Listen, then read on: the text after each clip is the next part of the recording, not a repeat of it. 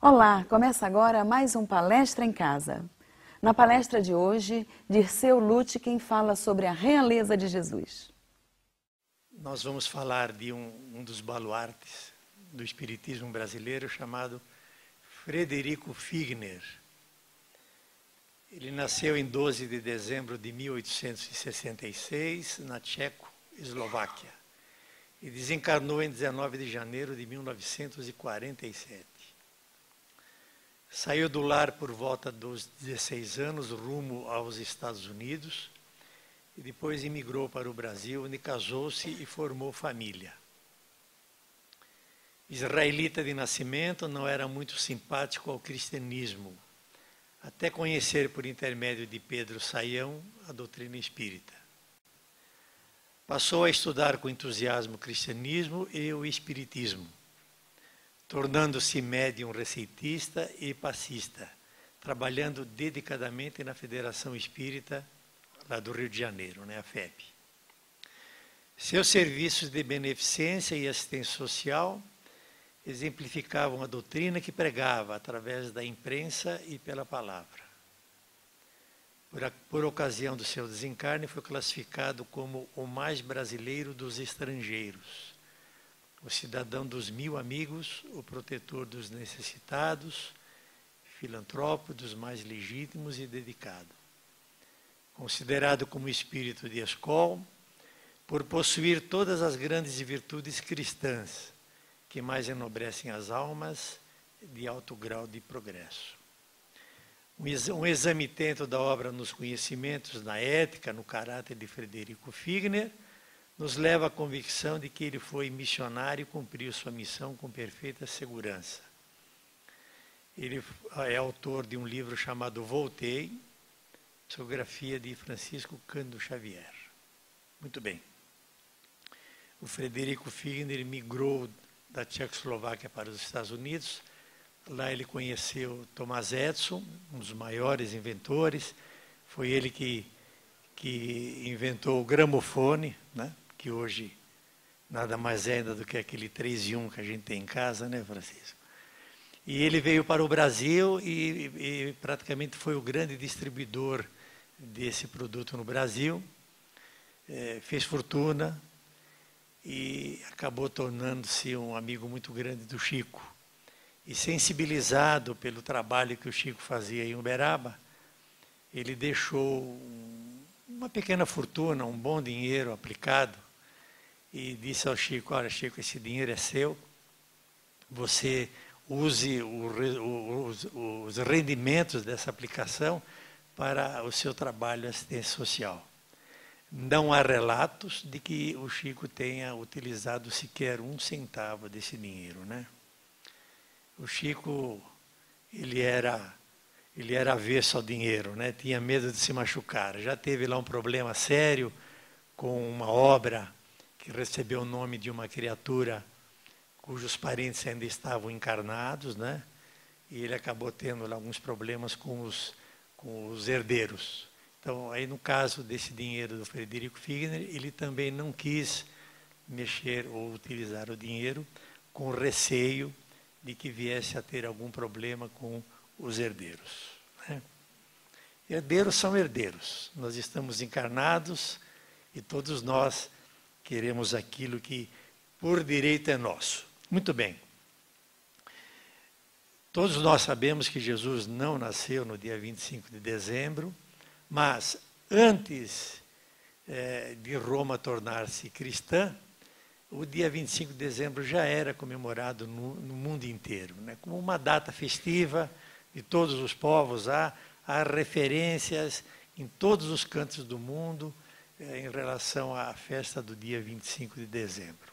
Então, nada mais justo, sabendo a data que Jesus nasceu, de escolher 25 de dezembro como um dia para comemorarmos o seu nascimento.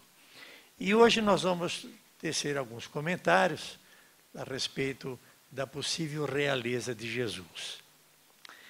E antes nós gostaríamos de lembrar também alguns fatos que os Espíritos nos trazem.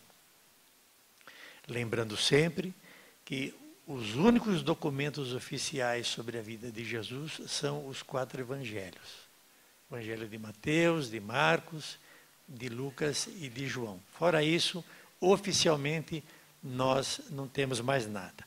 E a doutrina dos Espíritos, que traz no bojo da sua proposta, além de ajudar o homem a viver melhor, também a ratificar e retificar alguns fatos históricos, né? Então, algumas coisas os Espíritos nos passam a respeito de Jesus, da época em que ele esteve entre nós, para colaborarem um pouquinho mais no nosso entendimento.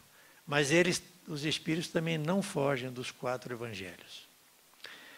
O Espírito Emmanuel, através da psicografia do Chico Xavier, escreveu um livro chamado A Caminho da Luz. E lá ele diz o seguinte, que rezam as tradições do plano espiritual, que quando a Terra ainda era uma bola disforme e incandescente e havia desgarrado do Sol, que naquele momento Jesus foi convidado para ser o governador da Terra, né? Então Jesus está conosco, ele já era um participante da chamada comunidade dos espíritos puros, né? Nós sabemos que todos nós evoluímos, assim como os planetas também evoluem. O nosso objetivo também é um dia nos tornarmos puros. Quanto tempo vai demorar, não importa. Mas através do processo reencarnatório, não apenas na Terra, mas como em outras moradas, nós vamos cada vez mais nos depurando mais, nos tornamos mais ajustados com a lei divina. Mas, quando a Terra estava lá no seu nascedouro, Jesus já tinha a incumbência de organizar e participar de todo o processo evolutivo da Terra. E, evidentemente, que o Emmanuel diz que Jesus esteve próximo da Terra apenas 2 vezes. Naquele momento inicial e depois, quando ele se preparou aproximadamente por 1000 anos para, num momento de sacrifício, encarnar entre nós, né? Se hoje nós vivemos com problemas seríssimos, sociais, distribuição de renda, imagina 2000 anos atrás como que as coisas eram, né? O índice de analfabetismo era muito grande, eram pouquíssimas as pessoas que sabiam ler e escrever, né? Portanto, daí a razão de Jesus, ao se comunicar com o povo, ele preferia contar as suas parábolas. A parábola nada mais é do que uma história, que ela sempre tem um fundo moral. E para quem não sabe ler e escrever, gravar uma história até que é fácil. Segundo os Espíritos, Jesus vem acompanhando o desenvolvimento da Terra desde o início e se preparou por muito tempo para estar entre nós. Mesmo sabendo que sua missão de ajudar a humanidade seria difícil e pouco aceita, seguiu em frente. Trouxe grandes ensinamentos para as nossas vidas, mostrando que o caminho para a realização não está nos bens materiais. Sua passagem foi breve, mas até os dias de hoje, suas palavras são de grande importância. Vamos para um rápido intervalo e voltamos já com mais Palestra em Casa.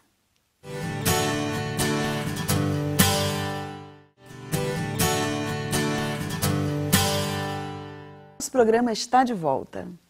Jesus sabia que não seria fácil, mas mesmo assim se comprometeu a vir nos ajudar a evoluir, buscando nos dar um novo olhar sobre a vida, valorizando o espírito.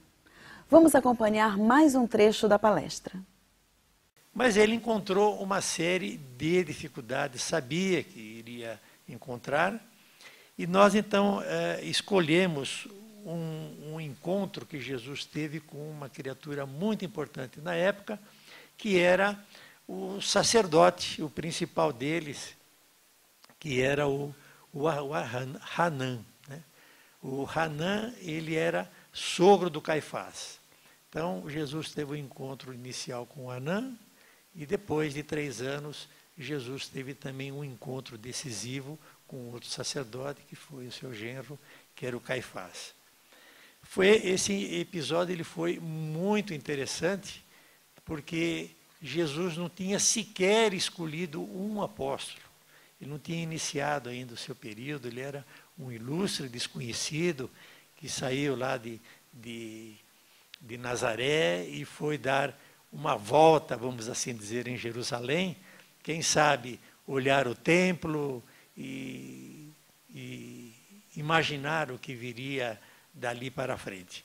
Então ele estava naquele dia olhando o templo, como se estivesse passeando ali próximo. E nós vamos até ler o trecho, porque ele traduz muito bem como é que foi importante esse encontro. Jesus passava por Jerusalém como quem se despede da cidade. Foi o último que ele passou ali como um ilustre desconhecido.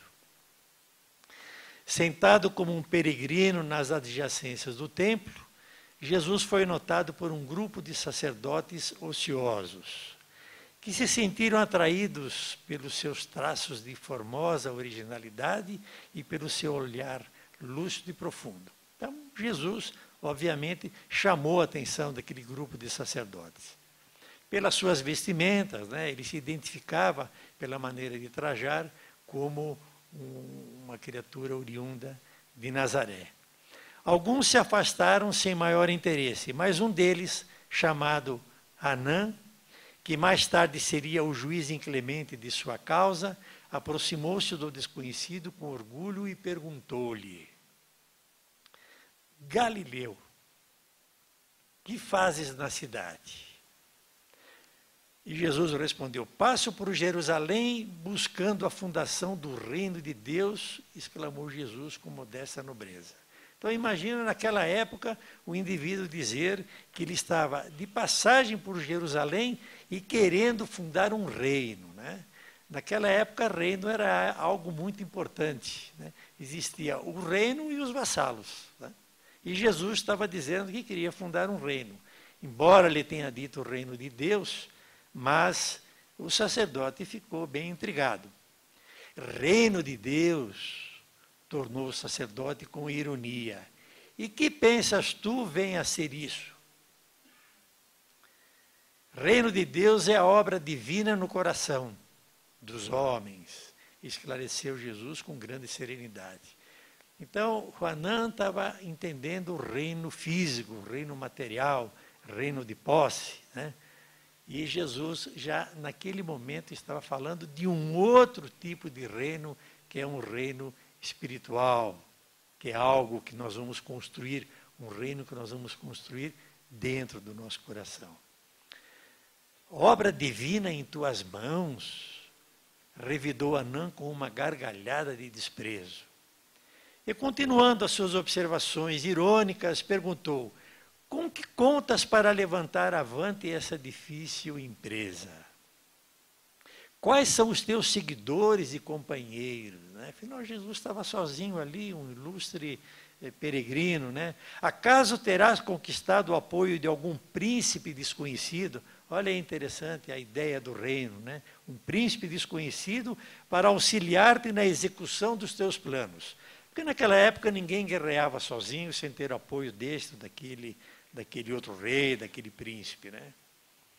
Aí Jesus, falando espiritualmente novamente, responde: meus companheiros hão de chegar de todos os lugares, respondeu o mestre com humildade. Sim, observou Anã, os ignorantes e os tolos estão em toda parte da terra, e eles com certeza representarão o material de tua edificação. Cada um estava num lado oposto, né? Entretanto, propões-te realizar uma obra divina e já viste alguma estátua perfeita modelada em fragmentos de lama? Aí Jesus respondeu: sacerdote, replicou Jesus com energia serena, nenhum mármore existe mais puro e mais formoso do que o do sentimento, e nenhum cinzel é superior ao da boa vontade. Obviamente que Anã não estava entendendo, né? Impressionado com a resposta firme e inteligente, o famoso juiz ainda interrogou: conheces Roma ou Atenas? Né? Naquela época, quem tinha um pouquinho de cultura, obrigatoriamente tinha que conhecer Roma, Atenas, Alexandria, né? Responde Jesus: conheço o amor e a verdade. Tens conhecimento dos códigos da corte provincial e das leis do templo? Inquiriu Anã inquieto. Sei qual é a vontade de meu Pai que está nos céus, respondeu Jesus brandamente. O sacerdote o contemplou irritado e, dirigindo-lhe um sorriso de profundo desprezo, retirou-se em atitude de orgulhosa superioridade. E aí termina então o diálogo. Muito bem. Jesus estava falando de um reino de liberdade. E o Anã não tinha a menor ideia do que Jesus estava falando. Mas com certeza, como ele nunca tinha ouvido falar de Jesus, nunca tinha conhecido, ele, a partir daquele momento, ele passaria diuturnamente a ouvir falar de Jesus, né? Alguns pesquisadores que estudaram a vida de Jesus, nós tivemos a oportunidade de ver o depoimento de 3 deles, um judeu, um italiano e um americano, e cada um deles defende uma tese diferente. Um deles diz que quem crucificou Jesus foram os judeus. Outros dizem que quem sacrificou Jesus foram os romanos.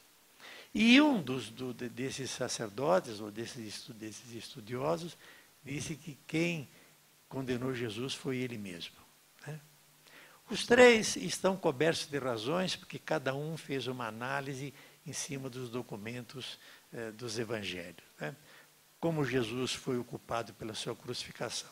Porque Jesus, durante 24 horas por dia, durante todos os momentos da sua vida, através das curas, do atendimento aos necessitados, ele sempre estava infringindo as leis judaicas da época.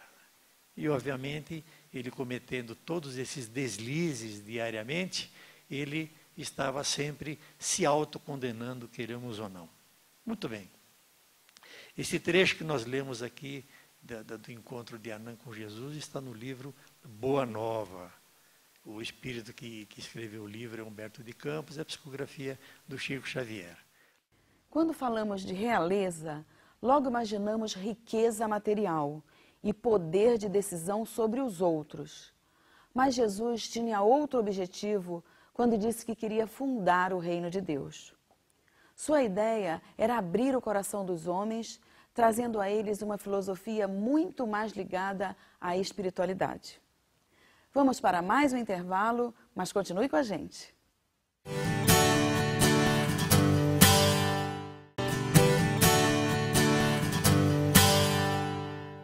Estamos de volta com Palestra em Casa. E você também pode ajudar a divulgação da doutrina espírita através do Clube Amigos da Boa Nova. Ligue 0800 12 18 38 e faça parte. Quem melhor que Jesus para servir de modelo para nós? Sua breve passagem pela Terra teve muito a nos ensinar sobre o amor, justiça e caridade. Veja só. Naquela época, havia sempre um grupo de criaturas que queriam expulsar os romanos da Judéia. Como vocês sabem, os judeus estavam sob o domínio de Roma. E Roma cobrava pesados tributos, né? Ninguém domina uma outra nação sem cobrar o pedágio, vamos assim dizer. E evidentemente que os judeus eles se sentiam incomodados. Então, esse grupo de jovens, de idealistas, né, eles queriam, por toda a lei, expulsar os romanos da Judéia. E alguns líderes desse grupo, um era o Barrabás, outro era o próprio Judas, o Dimas e o Gessas. O Dimas e o Gessas são aqueles 2 que depois nós vamos encontrá-los crucificados junto com Jesus. Então, Herculano Pires, nessa obra, ele defende uma tese muito interessante, dizendo que esses jovens, naquela Páscoa, naquele final de semana de comemoração da Páscoa, que era sempre um problema muito sério, toda a comemoração de festas em Jerusalém, havia um levante aqui, uma confusão aqui, um problema ali. Então, os romanos tinham muita dificuldade de conter essas pequenas revoltas. E esse grupo, então, aguardou aquela Páscoa para fazer mais uma tentativa de derrubar ou de expulsar os romanos de Jerusalém. Agora vocês imaginem um grupo de jovens idealistas com facas, com um pedaço de pau, e com o coração cheio de fé em Jeová, porque o Jeová estaria do lado deles naquele combate, enfrentar um exército romano literalmente treinado, né? Como se isso fosse uma tarefa fácil. Evidentemente que eles foram dominados, foram todos eles presos, e o único que não foi preso do grupo foi o Judas, né? O Judas não tomou parte, mas ele era também um idealista dentro desses princípios. Então nós vamos encontrar nesse grupo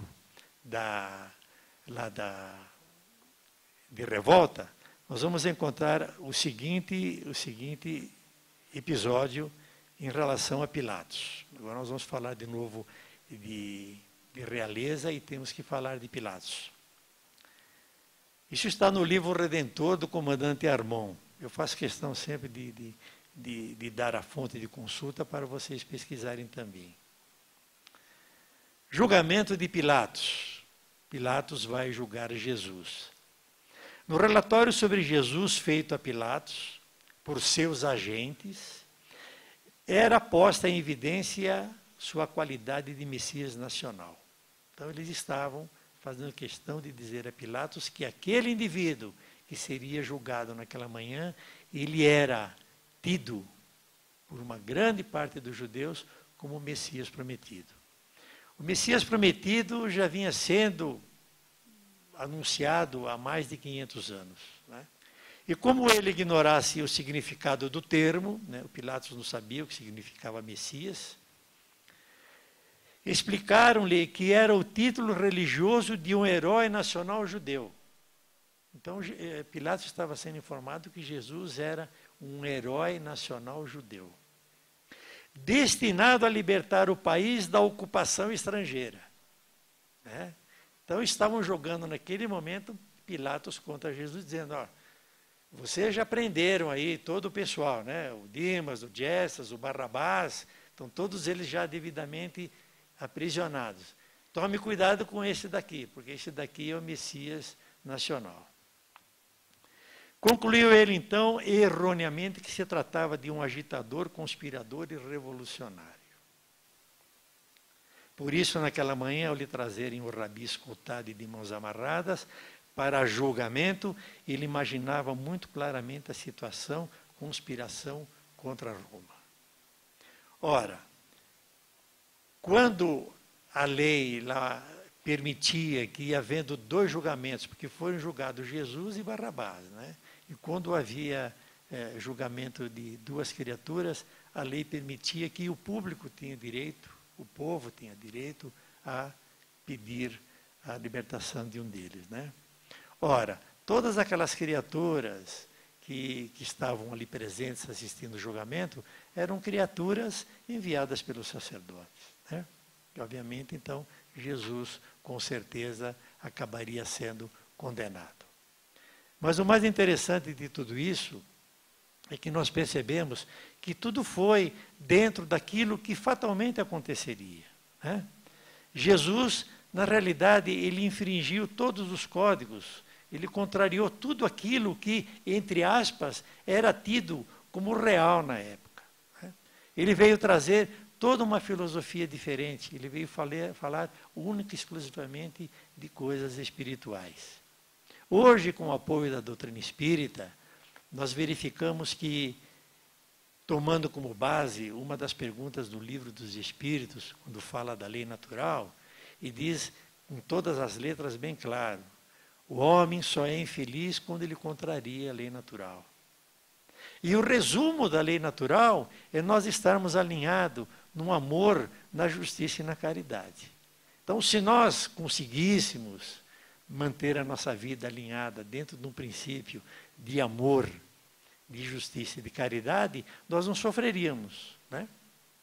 Mas olhando o comportamento de Jesus ao longo dos 3 anos, que foi o período que ele esteve em evidência e realizando as suas curas, nós percebemos que Jesus realmente andou literalmente alinhado com esse princípio, né?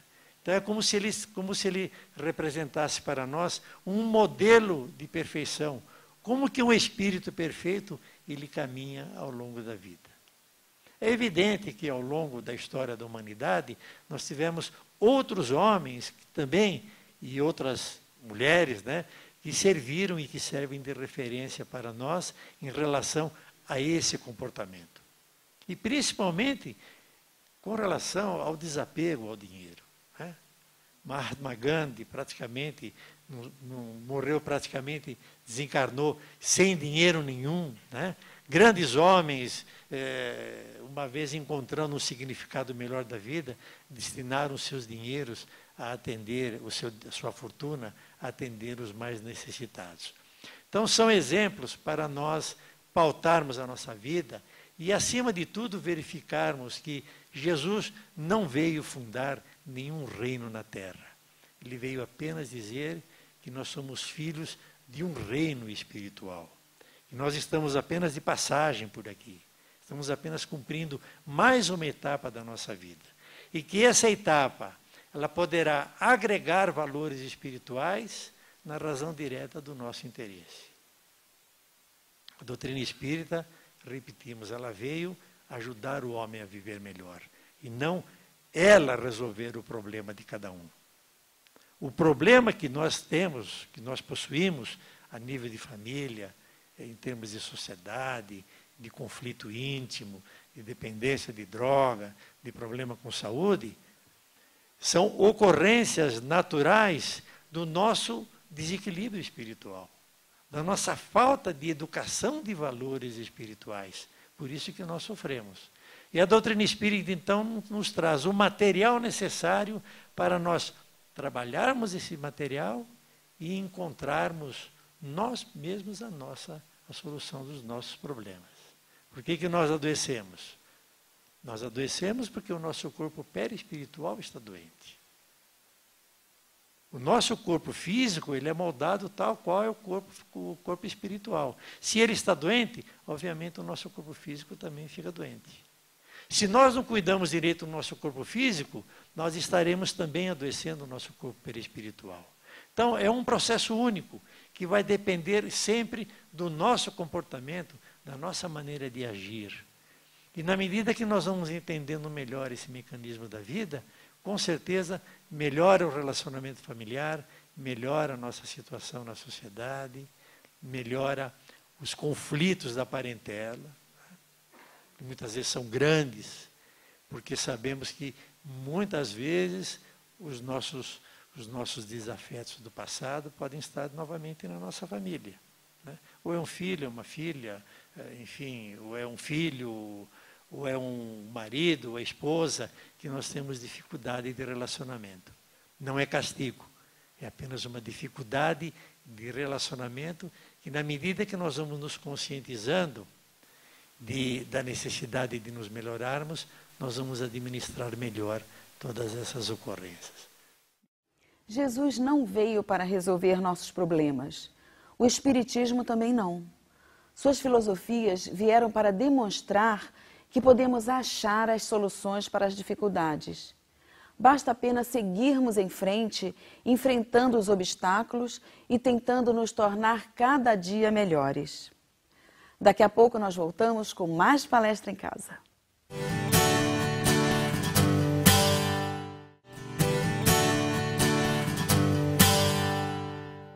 Estamos de volta.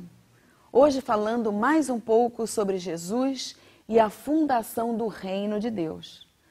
Vamos continuar com a palestra de Dirceu Lutkin. Eu gostaria de saber, na doutrina espírita, se existe algum documento ou algum relato sobre esses carrascos de Jesus, né, vamos chamar assim, né? Porque também são espíritos que devem ter evoluído ou não. É meio complicado, mas eu gostaria de saber, por exemplo, o que aconteceu com Caifás, com Pilatos e tudo mais. Certo? Tá certo. Veja bem, os espíritos, eles poupam esse tipo de informação, né? Eu acho interessante isso, porque não há necessidade de nós sabermos. Porque sabemos que todos nós estamos no mesmo barco. O que nós possamos lhe informar é o seguinte, que o Judas acabou virando o símbolo da traição, não é isso? Tá. Mas acontece que existe um livro chamado Paulo Estevão. E nesse livro Paulo Estevão, o Saulo de Tarso, que depois acabou se tornando o apóstolo Paulo, quando ele encontrou com o Pedro em Jerusalém, e ali naquela conversa inicial com Pedro, estava acabando de conhecê-lo, ele perguntou: Pedro, me diga alguma coisa sobre Judas, você conviveu com ele, né? O que você poderia me dizer? O Pedro apenas respondeu: o Judas foi muito mais vítima do que algoz. Muito mais vítima do que algoz. Né? E fazendo um levantamento em todo o comportamento do Judas, né? Realmente ele foi muito mais vítima do que algoz. Porque ele era um idealista político, ele fazia parte daquele grupo. Né? Eles queriam, por toda a lei, expulsar os romanos da Judéia. Então ele via em Jesus aquela criatura que poderia estar engrossando aquele grupo, né? E tomando essa decisão de libertar o povo judeu do jugo romano. Né? Então ele participou de todo aquele processo lá do dinheiro, tal, né? No momento de fraqueza e com esse ideal, porque foi prometido a ele que iriam prender Jesus só durante a comemoração da Páscoa. Terminou a Páscoa, nós vamos soltar o teu Rabone, o teu mestre, e está tudo bem. E não foi o que aconteceu. Né? Então, desnecessário nós saibamos o que no fim levou o Caifás. Talvez um dia, pode ser que através de uma mediunidade, o Caifás, ou Herodes, ou Pilatos, ou qualquer um desses espíritos, venham a público dizer qual foi a trajetória deles e lá até hoje. Tá? Ok? Alguém mais?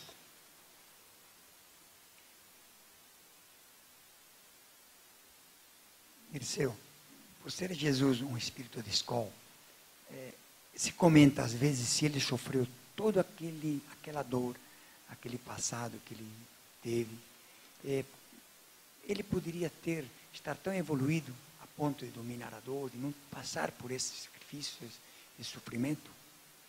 Bom, ele sabia que ia passar por tudo isso, mas isso foi um gesto extremo de humildade, como se ele tivesse se igualado a todos nós, como que dizendo: olha, nós precisamos realmente nos submetermos a todo o processo doloroso da Terra, um planeta provacional, um planeta expiatório, porque essa nossa participação nesse processo faz parte da nossa evolução. Né? Então, ele tinha que ser real, ele tinha que realmente participar de tudo aquilo para dar o testemunho da humildade, testemunho da confiança em Deus. Senão, nós não encontraremos o nosso ponto de referência. Né? Ele é um modelo, ele é um caminho para nós. Né? Então, sabe lá quando é que nós vamos chegar a ser um Jesus. Né? Alguém mais? Tem tempo mais uma pergunta. Um tema interessante, só levantar a mão. Nosso companheiro com o microfone. E enquanto alguém se prepara para fazer pergunta, dentro do processo da humildade, quando Jesus, lá aos 10 anos, conversou com os doutores da lei, um daqueles doutores, chamado Eleazar, ele foi procurar José. E disse a ele: ó, José, você fica esperto porque teu filho vai dar trabalho. Mais ou menos, eu estou aqui trazendo a colocação para os dias de hoje. E o José conversou com Maria e falou: olha, Maria, eu estou preocupado porque eu recebi esse aviso. E o que a Maria fez? Ela foi lá no templo procurar o Eleazar e pediu a ele, se fosse possível, ele encaminhar Jesus para que ele entrasse lá no colégio, lá de Jerusalém, e se tornasse um dia também um sacerdote. Né?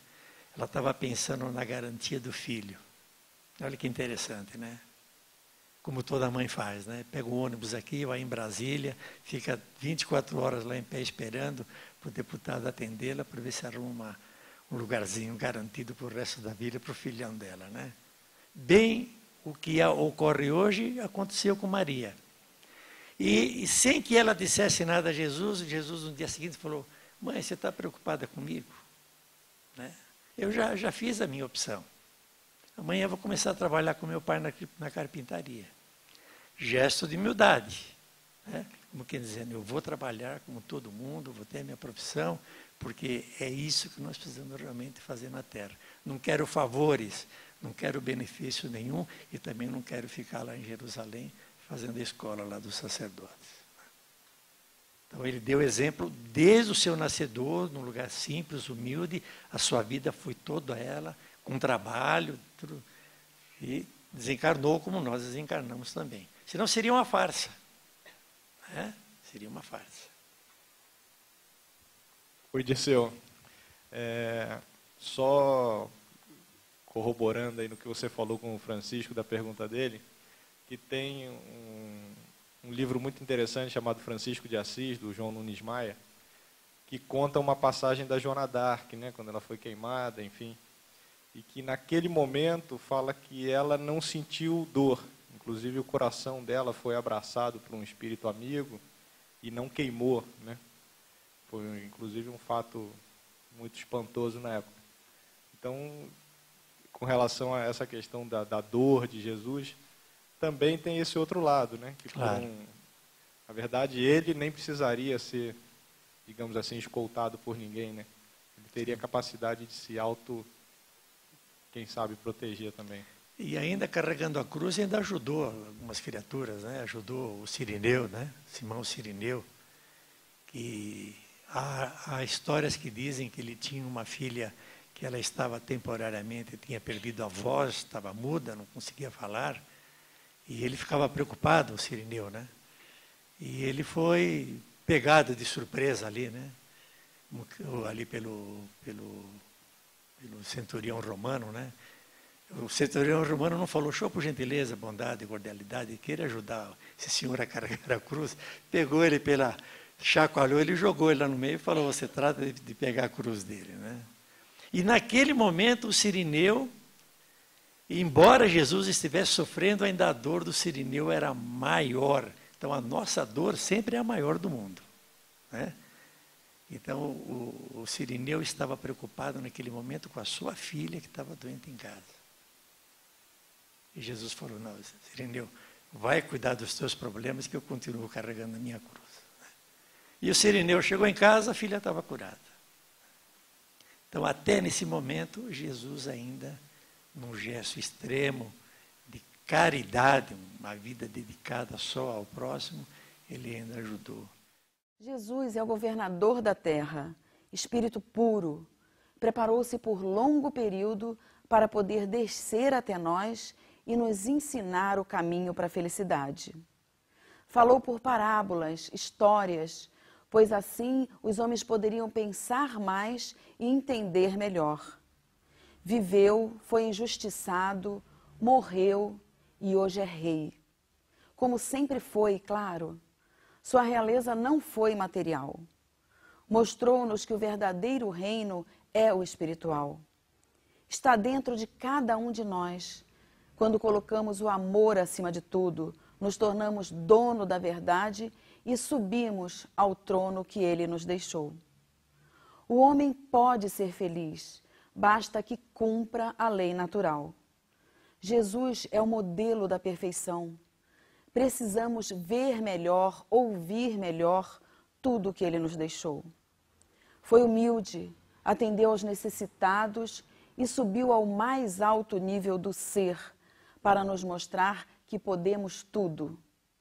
Precisamos caminhar, modificar nossos sentimentos e alavancarmos nosso progresso.